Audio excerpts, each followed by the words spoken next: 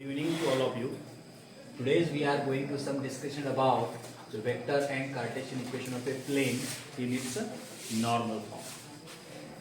तर given information काय आहे बघा, the equation of a plane at a distance of p unit from the origin पासून p unit एवढ्या डिस्टन्स वरती असणाऱ्या प्लेनचं इक्वेशन नॉर्मल फॉर्म मधलं तुम्हाला लिहायचं and beach unit vector n bar is normal. तर हा n कॅप जो आहे तो n कॅप हा ह्या प्लेनला काय आहे, नॉर्मल आहे, नॉर्मल वेक्टर आहे.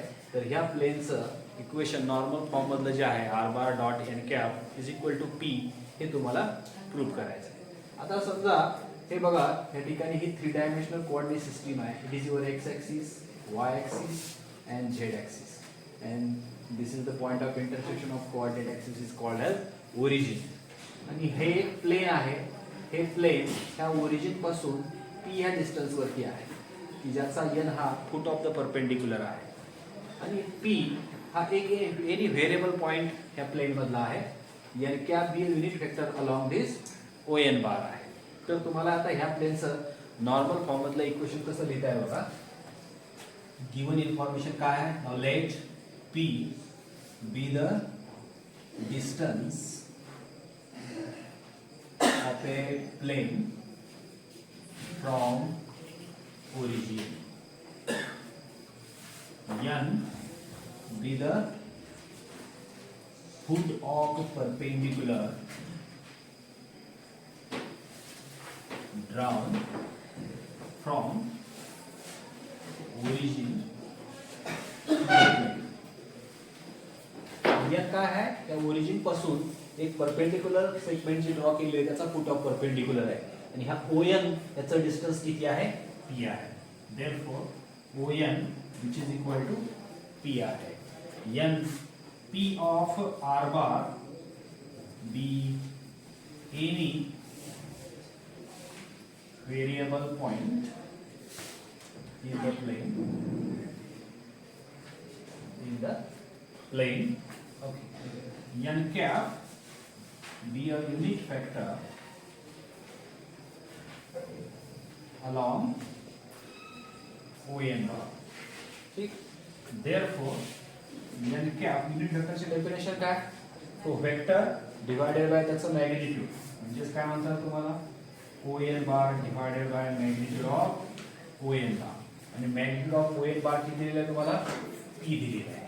म्हणजे या ठिकाणी तुम्हाला काय म्हणता येईल की n cap is equal to ON bar divided by P. Therefore, ON bar is equal to काय झाला बघा, P into n cap झाला. P into n cap झाला. ह्याला equation number 1. Now here ON bar is perpendicular to plane. Therefore जर ON बार ह्या प्लेनला perpendicular असेल तर ह्या प्लेन मध्ये लाईज होणाऱ्या प्रत्येक वेक्टरला ON बार कसा राहील, परपेंडिक्युलर राहील. देयरफॉर तुम्हाला काय म्हणता येईल, ON bar is perpendicular to NP bar. NP bar हा ह्या प्लेन मधला वेक्टर आहे. जर ON बार हा NP बारला परपेंडिक्युलर असेल तर ह्या दोन वेक्टरचा डॉट प्रोडक्ट काय मिळेल, 0 मिळेल.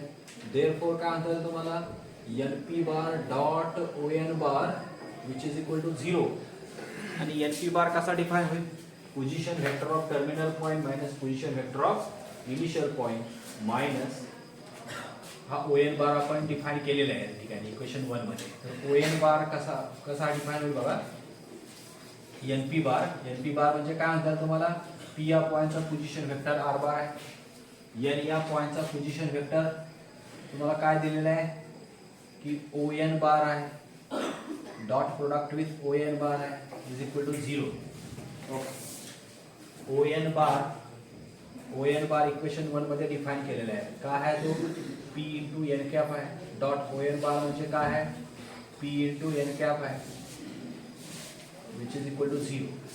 जर तुम्ही आता ह्याचा डॉट प्रोडक्ट घेतला तर हा काय मिळाला, r bar dot P into n cap minus P square into n cap dot n cap is equal to 0.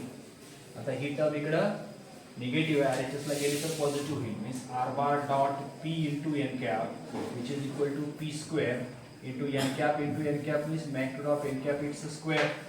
Unit वेक्टरचं मॅग्निट्यूड किती मिळतं 1 मिळतं आणि थ्रूआउट इक्वेशनला जर p ने तुम्ही डिवाइड केलं तर r bar dot n cap is equal to p into 1 म्हणता येईल since magnitude of n cap is equal to किती आहे 1 आहे. Therefore काय म्हणतात तुम्हाला r bar dot n cap is equal to p be the required vector equation of a plane in normal form.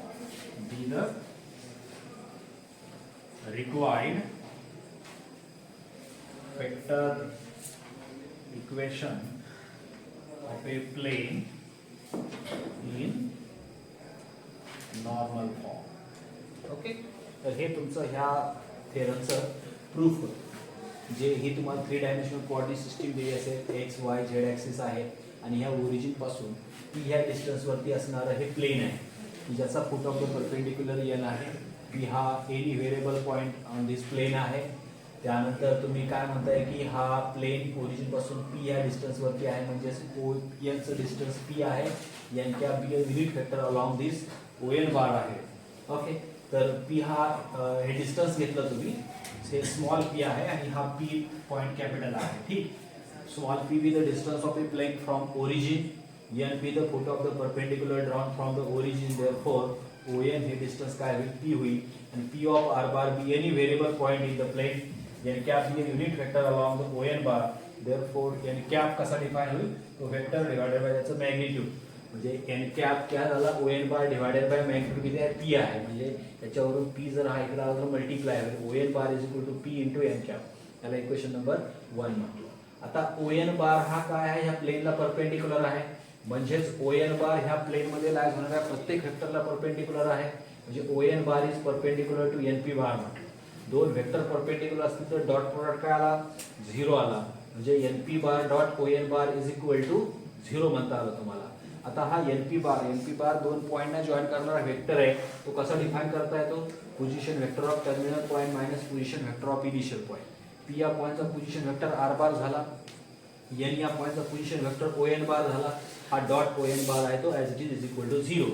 O N बारची value equation वरून ठेवली. ओ N bar म्हणजे काय आहे पी इंटू एन कॅप आहे म्हणजे काय मिळाला R bar minus P into N cap dot product with P into N cap is equal to 0. तर पी इंटू एन कॅपचा डॉट प्रोडक्ट आतमध्ये घेतला तर हा R bar dot P into N cap minus P into P square N cap dot N cap is equal to 0 मिळाला. आता unit वेक्टरचा dot product म्हणजे त्याच्या मॅग्निट्यूडचा स्क्वेअर मिळतो आणि हा युनिट वेक्टर आहे त्याचं मॅग्निट्यूड किती आहे 1 आहे म्हणजे हा R dot P N cap is equal to P मिळाला. हे तुमचं काय आहे required vector equation of plane in normal form आहे. ओके तर ह्याच्यावरून तुम्हाला काही रिमार्क बघता येतील. रिमार्क कसे सांगता येतील बघा.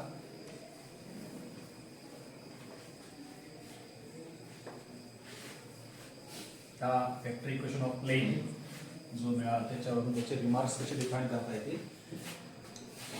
पहिला रिमार्क काय म्हणतात बघा if L comma M comma N are direction cosines of a normal to the plane therefore N cap is equal to कसा डिफाइन होईल L I cap plus M J cap plus N K cap. हा काय असेल तुमचा unit vector असेल. दुसरा काय म्हणता येईल बघा if P be the distance of a plane from origin and L comma M comma N are its direction cosines and N be the foot of the perpendicular drawn from origin to plane, then the coordinates of point n are n of x comma y comma z is equivalent to lp mp and np. हे काय असतील तुमच्या n या पॉइंटचे coordinates. ठीक आता तिसरा remark काय म्हणताय की ओरिजिन पासून पी ह्या डिस्टन्स वरती असणारा प्लेन की ज्याला एन कॅप हा युनिट वेक्टर आहे, नॉर्मल आहे, असे किती तुम्हाला प्लेन्स तयार करता येतील? If P be the perpendicular distance of a plane and n cap be a normal. बघा थर्ड रिमार्क काय होता? If P be the perpendicular distance of a plane and n cap be a normal to the plane, then there are two such planes are defined. कोणकोणती होतील? की r bar dot n cap is equal to plus or minus p ही दोन plain तुम्हाला define करता येतील. Okay, तर ह्या point वरती तुमचे हे रिमार्क होते. आता ह्याच्यावरून तुम्हाला cartesian equation of a plane कसं डिफाइन करता येईल बघा. तोच तुमचा ॲज अ रिमार्क नंबर 4 होईल. तर रिमार्क नंबर 4 काय करता येईल डिफाइन बघा. If P be the perpendicular distance of a plane from origin and L comma M comma N are direction cosines of a normal to the plane, then Lx plus My plus Nz is equal to P be the required Cartesian equation of a plane in its normal form. तर हे काय आहे? Cartesian equation of a plane in normal form आहे. हे काय आहे? Vector equation of a plane in normal form आहे. आणि हा एन कॅप काय आहे? Be a unit vector along to the O N bar. म्हणजे हा जो वेक्टरला परपेंडिकुलर असणारा वेक्टरच्या अलॉंग टू असणारा युनिट वेक्टर आहे. हे झालं तुमचं vector equation of a plane in normal form. हे झालं तुमचं Cartesian equation of a plane in normal form. आणि त्याच्यावरती हे तुमचे 3-4 काय होते? रिमार्क होते. तर आता तुम्ही हे जे थेरम आणि हे रिमार्क बघितले, ह्याच्यावरती आपण काय करू? काही एक्झाम्पल्स बघूया. ओके, तर पाहिजे असेल तर तुम्ही याचा स्क्रीनशॉट ही घेऊ शकता. तर बघा पहिले एक्झाम्पल काय तुम्हाला डिफाइन करता येईल जे ह्या पॉइंटवरती डिपेंडंट आहे. काय म्हणता येईल की find the equation of a plane, vector equation of plane which is at a distance of. पहिले एक्झाम्पल काय आहे? Find the vector equation of a plane which is at a distance of 6 unit from origin. Okay. 6 units from origin, and to which the vector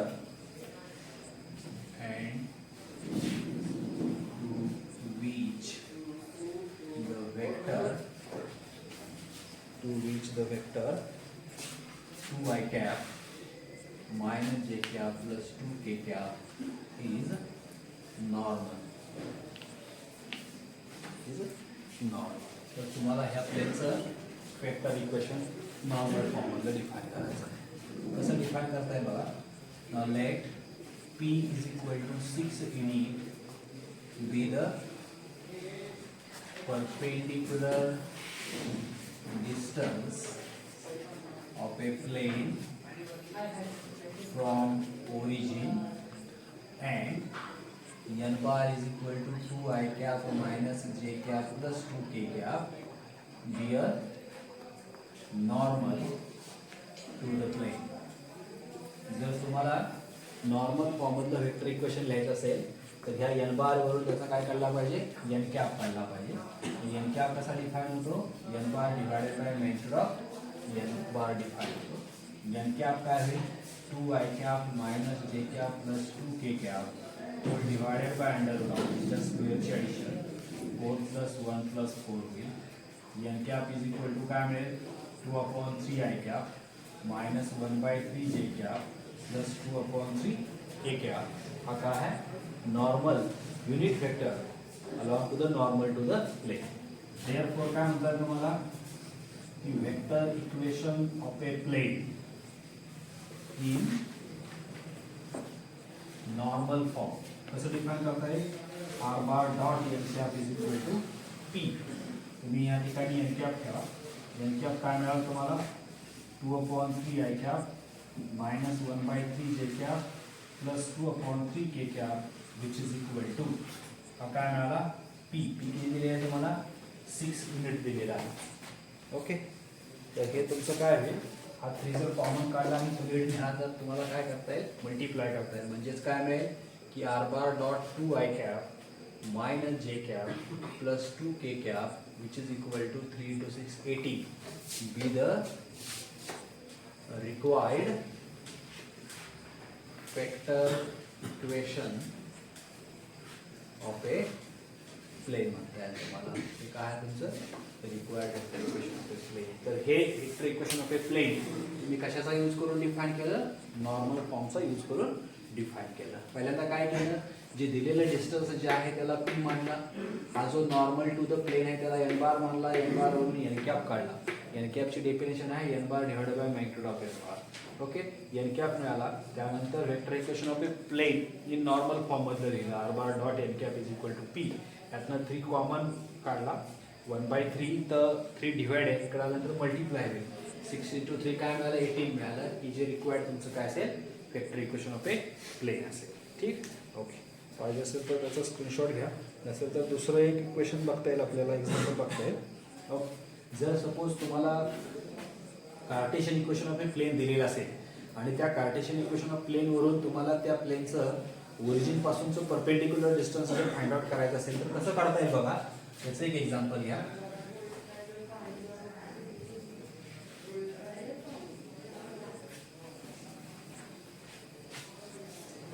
next example बघा काय असेल find the perpendicular distance of the origin. Find the perpendicular distance of the plane of the plane's equation दिलेलं आहे x minus 3y plus 4z plus 6 is equal to 0 from origin. Find the perpendicular distance of the plane from the origin. ठीक okay या ठिकाणी -6 घ्या. Given information कशी आहे बघा. Now let x minus 3y plus 4z minus 6 is equal to 0.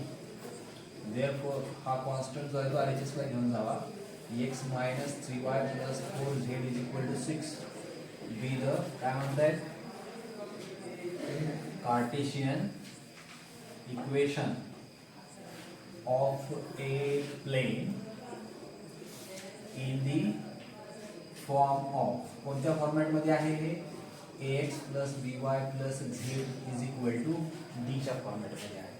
तर हे जर कम्पेअर केलं तर याच्यावरून काय म्हणता येईल a is equal to 1 b is equal to -3 and c is equal to 4 are the direction ratios of a normal to the plane. म्हणजे त्या प्लेनला जो परपेंडिक्युलर असणारा वेक्टर आहे त्या वेक्टरचे हे काय आहे डिरेक्शन रेशोज आहे. ओके आता ह्या डिरेक्शन रेशोज वरून तुम्हाला काय काढता येतील त्याचे डिरेक्शन कोसाइन्स काढता येतील. Therefore L, M, N are the direction cosines of a normal to the plane. तर L कसा डिफाइन करता येतो a divided by under root of plus और माइनस घेतला तर आपण एक प्लस घेतला a divided by under root of a square plus b square plus c square होतो. त्यानुसार L is equal to a किती आहे 1 डिवाइडेड बाय यांच्या कंपाऊंडच्या स्क्वेअरचे ॲडिशन 1 चा स्क्वेअर 1 3 चा स्क्वेअर 9 प्लस 4 चा स्क्वेअर 16 यानी की L is equal to 1 divided by 10 plus 16 means 26 मिळेल. ओके हा L मिळाला. त्यानंतर M कसा डिफाइन करता येईल b divided by under root of a square plus b square plus c square. Therefore n is equal to किती मिळाला -3 divided by under root of 26.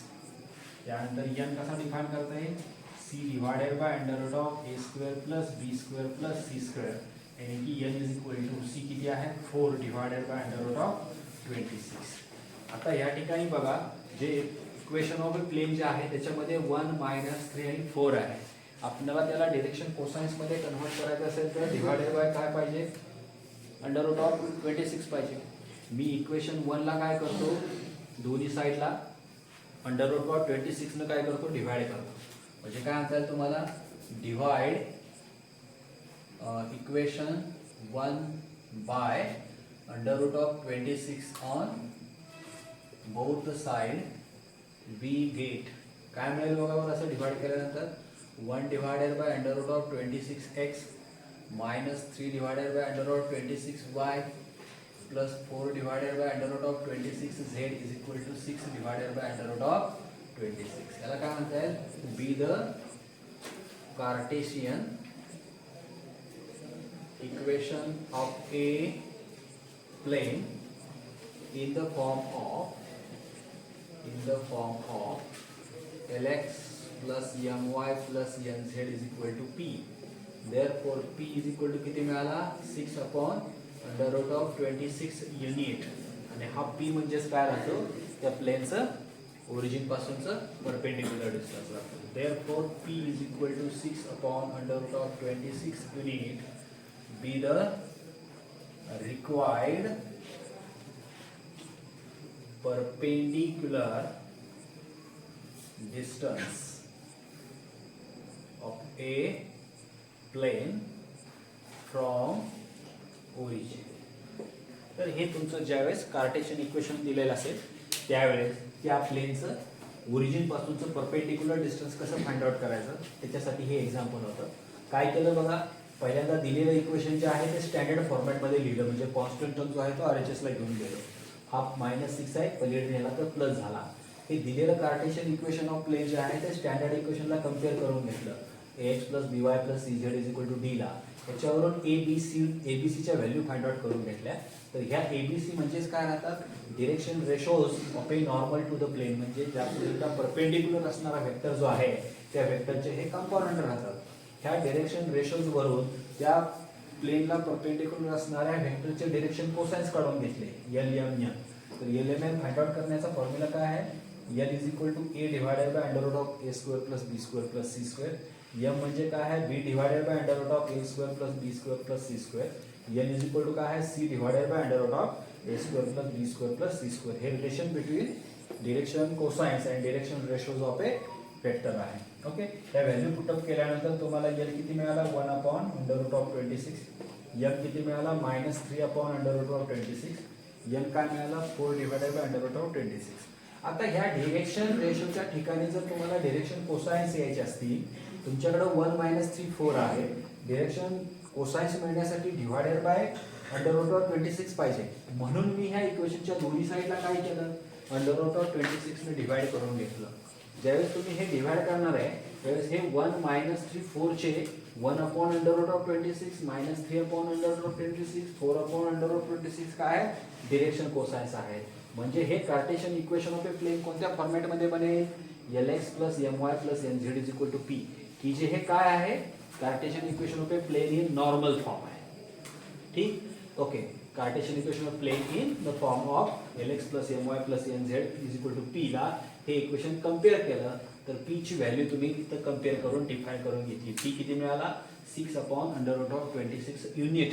Okay हे डिस्टन्स आहे हेच म्हणजे काय आहे त्या प्लेनचं ओरिजिन पासूनचं परपेंडिक्युलर डिस्टन्स आहे. याला काय म्हणता येईल 6 upon under root of 26 units be the required perpendicular distance of a plane from the origin. Okay त्याच्यानंतर दुसरं अजून एखादं एक्झाम्पल आपल्याला बघता येईल की find the coordinates of the foot of the perpendicular. बघा त्याचा स्क्रीनशॉट पाहिजे असेल तर घेऊ शकता तुम्ही, नसेल तर नेक्स्ट एक एक्झाम्पल बघूया आपण. बघा की find the coordinates of the foot of the perpendicular. Find the coordinates of the foot of the perpendicular drawn from the origin to the plane आणि प्लेनचं इक्वेशन काय दिलेलं आहे बघा 2x plus y minus 2z is equal to 8.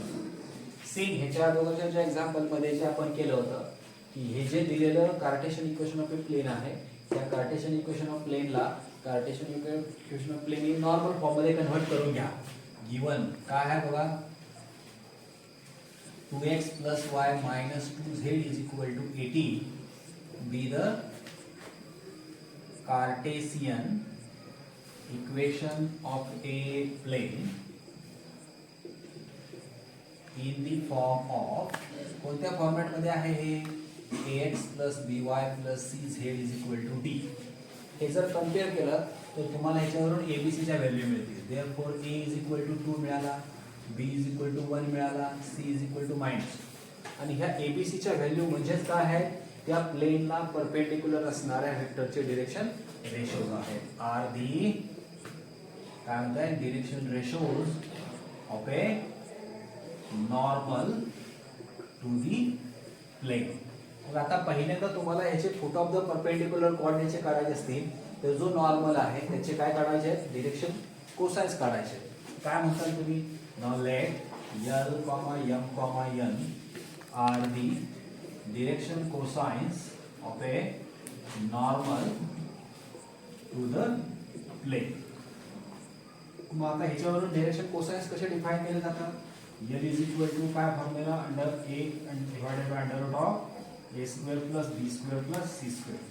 therefore l is equal to a या ठिकाणी काय आहे 2 divided by under root of a square plus b square plus c square च्या कंपोनेंटच्या स्क्वेअरची ॲडिशन 2 चा स्क्वेअर 4 plus 1 चा स्क्वेअर 1 minus 2 चा square again 4 4 plus 4 8 plus 1 is 9 9 चा स्क्वेअर रूट 3 मिळाला म्हणजे l किती मिळाला 2/3 मिळाला. m is equal to काय मिळेल b divided by under root of a square plus b square plus c square आणि की m is equal to b काय आहे 1 डिवाइडेड बाय किती मिळाला 3. m is equal to c divided by under root of a square plus b square plus c square आणि की n is equal to c किती आहे -2 डिवाइडेड बाय 3. तर हे काय झाले बघा. therefore काय म्हणणार तुम्ही l is equal to 2/3, m is equal to 1/3 and n is equal to again -2/3 are the direction cosines of a normal to the plane. प्लेनला नॉर्मल असणाऱ्या वेक्टरचे हे काय आहेत डिरेक्शन कोसाइन्स आहेत. ओके. आता मला सांगा की ह्या जर प्लेनला तुम्हाला नॉर्मल फॉर्म मध्ये कन्वर्ट करायचं असेल तर हे जे डिरेक्शन रेशोज आहेत 2 1 -2 ह्याला डिरेक्शन कोसाइन्स मध्ये कन्वर्ट करायचं आहे. तर डिरेक्शन कोसाइन्स मध्ये कन्वर्ट करण्यासाठी काय करावं लागते हे जे डिरेक्शन रेशोज आहे त्याला 3 ने डिवाइड करावं लागते. मग मी काय करतो इक्वेशन 1 च्या दोन्ही साईडला काय केलं 3 ने डिवाइड करून घेतो. मग काय होईल divide equation 1/3 on both side we get काय मिळेल बघा 2/3x plus 1/3y minus 2/3z is equal to 18/3. 18/3 किती मिळेल 2/3x plus 1/3y minus 2/3z is equal to 6 मिळालं. ओके. याला इक्वेशन नंबर 2. आता हे काय आहे Cartesian equation of a plane in normal form आहे. Be the Cartesian equation of a plane in normal form, that is in the form of कोणत्या format मध्ये आहे हे lx plus my plus nz is equal to p मध्ये आहे. therefore हे जर compare केलं तर p ची व्हॅल्यू मिळेल p is equal to किती मिळाला 6 युनिट आणि हा p म्हणजे काय असते त्या प्लेनचं ओरिजिन पासूनचं परपेंडिक्युलर डिस्टन्स असते. therefore p is equal to 6 unit be the perpendicular distance of a plane from the origin पासूनचं हे काय आहे परपेंडिक्युलर डिस्टन्स आहे. नाउ लेट तुम्ही जर n be the foot of the perpendicular drawn from the origin म्हटला origin therefore coordinates of point n r कसे मिळतात n of x, y, z is equal to मागाच्या रिमार्क मध्ये हा formula दिला होता. काय आहे formula LP MP NP is equivalence to जर व्हॅल्यू ठेवल्या L किती मिळाला तुम्हाला 2/3 P किती आहे 6 आहे कॉमा M किती मिळाला 1/3 P 6 आहे N किती आहे -2/3 इंटू 6 आहे. ओके सिम्प्लिफाय जर केलं हे 3 2 6 2 into 2 4 मिळाला 3 2 6 2 into 1 2 मिळाला 3 2 6 2 into -2 -4 मिळाला. आणि हेच म्हणजे काय आहे required coordinates of the foot of the perpendicular drawn from origin to the plane are the required coordinates. Okay तर हे तुमचं ह्या इक्वेशनचं काय होतं रिक्वायर्ड सोल्युशन होतं. ठीक आहे ओके बघा पाहिजे असेल तर ह्या सोल्युशनचा स्क्रीनशॉट घेऊ शकता. तुम्हाला पुन्हा एकदा अल्गोरिदम सांगतो हे काय दिलेलं आहे तुम्हाला जनरल फॉर्म मधलं cartesian equation of a plane दिलेलं आहे. पहिल्यांदा जर तुम्हाला याचा foot of the perpendicular drawn from origin to the plane find out करायचे असतील तर दिलेल्या इक्वेशन ऑफ प्लेनला कम्पेअर करून घ्या स्टँडर्ड इक्वेशन मध्ये. स्टँडर्ड इक्वेशनला कम्पेअर केल्यानंतर एबीसीच्या व्हॅल्यू म्हणजेच तुम्हाला त्या प्लेनला परपेंडिक्युलर असणाऱ्या वेक्टरचे काय मिळतात डिरेक्शन रेशोज मिळतात. डिरेक्शन रेशोज वरून त्या परपेंडिक्युलर असणाऱ्या वेक्टरचे काय काढून घ्या डिरेक्शन कोसाइन्स काढून घ्या. तर डिरेक्शन रेशोज वरून डिरेक्शन कोसाइन्स काढण्याचा फॉर्म्युला तुम्हाला माहिती आहे. त्याच्यामधलं रिलेशन काय आहे L is equal to A divided by under root of A square plus B square plus C square. M is equal to B divided by under root of A square plus B square plus C square. N is equal to C divided by under root of A square plus B square plus C square. हे value याच्यामध्ये ठेवल्या तर L किती मिळाला 2/3 M 1/3 N -2/3 मिळाला. हे काय मिळाले direction cosines of the normal to the plane मिळाले. आता हे कार्टेशियन इक्वेशन ऑफ प्लेन होतं. याला नॉर्मल फॉर्म मध्ये कन्वर्ट करण्यासाठी ह्या डिरेक्शन रेशोला डिरेक्शन कोसाइन्स मध्ये कन्वर्ट करायचं आहे. तर काय करावं लागेल दोन्ही साईडला ह्या इक्वेशनच्या 3 ने डिवाइड करावं लागेल. मी काय केलं इक्वेशन 1 च्या दोन्ही साईडला 3 ने डिवाइड केलं तर हे काय मिळाले तुम्हाला डिरेक्शन कोसाइन्स मिळाले. हे जर डिरेक्शन कोसाइन्स असतील तर तुमचं हे Cartesian equation of a plane कशामधलं असेल नॉर्मल फॉर्म मधलं असेल. आणि नॉर्मल फॉर्म काय आहे Lx + My + Nz = P आहे. ही दोन इक्वेशन जर कम्पेअर करून घेतली तर RHS कम्पेअर केली तर P = 6 मिळाला. आणि हा P = 6 म्हणजेच काय असतोय perpendicular distance of a plane from the origin असतो. जर perpendicular distance of the plane from origin मिळालं direction cosines of normal to the plane मिळाले तर त्याच्यावरून तुम्ही ओरिजिन पासून जो काय परपेंडिक्युलर लाईन सेगमेंट ड्रॉ केलेला आहे त्या पॉइंटचा फुट ऑफ द परपेंडिक्युलर जो आहे त्याचा कोऑर्डिनेट्स तुम्हाला कसे मिळतात LP MP आणि NP. LP हा x कोऑर्डिनेट असतो MP y कोऑर्डिनेट असतो NP z कोऑर्डिनेट असतो. N M यांच्या व्हॅल्यू काढलेल्या आहेत P मिळाला आहे तुम्हाला याच्यामध्ये ठेवल्या आणि याला सिम्प्लिफाय केलं तर हा म्हणजेच काय असेल required coordinates of the foot of the perpendicular drawn from the origin. Okay तर पाहिजे ह्याच्यामध्ये काय डाऊट असेल तर तुम्ही कमेंट बॉक्समध्ये सेंड करू शकता. त्या सोल्युशनचा पाहिजे असेल तर स्क्रीनशॉट घ्या. राहिलेली उर्वरित एक्झाम्पल आपण शॉर्ट व्ह्यूच्या निमित्तानं तुमच्यापर्यंत पाठवतोय. Okay thank you.